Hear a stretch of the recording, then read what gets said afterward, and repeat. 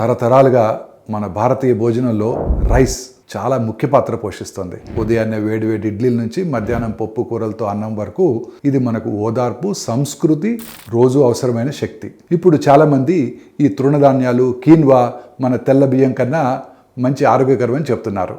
అదేంటో ఇవాళ మనం తెలుసుకుందాం. జీవితం మారుతున్న కొలది పోషకాల గురించిన జ్ఞానం కూడా మారుతుంది.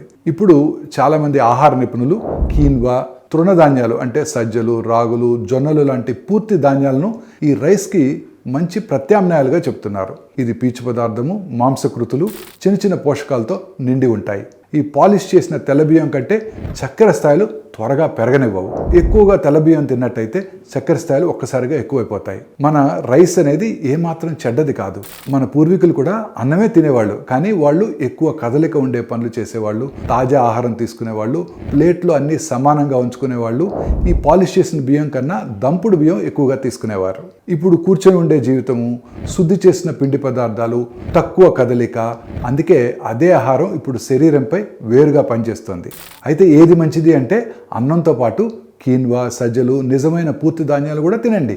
మాంసకృతులు, పీచు పదార్థంతో కలిపి తినండి. మీ కదలిక స్థాయి, ఆరోగ్య లక్ష్యాలకు తగ్గట్టు మీ యొక్క ఆహారాన్ని ఎంచుకోండి. తెలివైన ఆహారం అంటే సాంప్రదాయాన్ని పూర్తిగా వదిలేయడం కాదు, దాన్ని ఇప్పుడు జీవనశైలికి తగ్గట్టుగా మార్చుకోవటం.